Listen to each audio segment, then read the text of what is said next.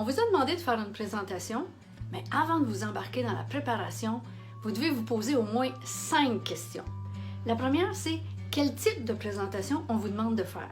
Est-ce que c'est une conférence qui peut durer 45 minutes avec des questions à la fin?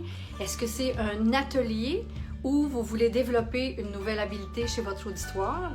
Est-ce que c'est un cours à l'université? Est-ce que c'est une formation pour un programme d'orientation? Ou est-ce que c'est un pitch de vente qui va durer seulement 5 minutes? Il faut tenir compte de tous ces types de présentations avant de commencer. La deuxième chose, c'est vous avez combien de temps pour vous préparer? 1 semaine, 2 semaines, 3 mois? Sachez que dans le cadre d'une grande conférence, si l'impact est super important pour vous, 3 mois, ça ne sera pas trop pour préparer votre présentation. Combien de temps est-ce que doit durer votre présentation? Est-ce qu'on parle d'une présentation qui va durer 1 heure ou une journée ou 45 minutes, 15 minutes, même 5 minutes si on parle d'un pitch de vente?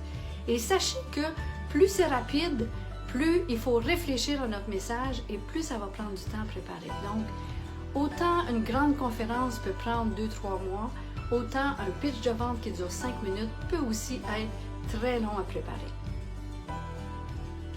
OK, là vous avez les 3 premières questions. Quel type de présentation? Vous avez combien de temps pour vous préparer? Et ça doit durer combien de temps cette présentation-là? La 4e question, c'est quelle est la grandeur de l'écran? Où est-ce que vous allez présenter? Est-ce que c'est devant un ordi où l'écran est tout petit? Comme Zoom, Teams, à ce moment-là, au niveau de la typographie, ça peut avoir une grande influence. Est-ce que c'est dans une salle de classe? Oups, là, la grandeur de l'écran va être un petit peu plus large. Est-ce que c'est devant un auditorium avec 200 personnes? Encore une fois, la typographie va avoir une importance. Et finalement, est-ce que c'est dans un grand hall devant 2000 personnes? On s'entend que là, c'est quelque chose. Donc, sachez quelle est la grandeur de l'écran pour lequel vous allez présenter. Et la dernière question, c'est vous allez présenter quand, à quel moment durant la journée? Est-ce que c'est la première présentation du matin, où là tout le monde a vraiment besoin d'un café? Ou la deuxième? Je vous dirais que la deuxième présentation, c'est probablement la meilleure. Les gens sont réveillés, sont plus actifs et leur cerveau est bien allumé.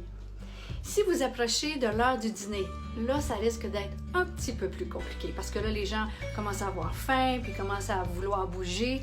Donc, ça va vous prendre quelques techniques d'interaction plus intenses. Par contre, si vous le faites après le dîner, ouf!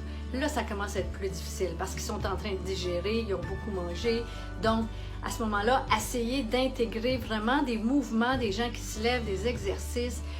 Vous les faites parler entre eux. Vraiment, il faut activer leurs mouvements pour pouvoir les engager davantage. Maintenant, si vous présentez à la fin de la journée, ça, c'est tout un défi parce que vous devez leur dire que vous comprenez que c'est la dernière de la journée puis que ça ne sera pas facile, mais que votre sujet est tellement intéressant qu'ils vont repartir avec plein de trucs vraiment irrésistibles qu'ils vont vouloir rester. Vous pouvez même leur offrir un tirage à la fin pour être sûr qu'ils vont rester. Donc, on a vu ensemble les 5 questions à poser. La première, c'est quel type de conférence? La deuxième, c'est vous avez combien de temps pour vous préparer? Maintenant, la conférence, ça doit durer combien de temps? Quelle est la grandeur d'écran sur lequel je vais présenter? Et finalement, ça se passe quand dans la journée? Avec toutes ces réponses-là, vous allez être à même de bien préparer votre présentation. Alors, allez, bonne chance!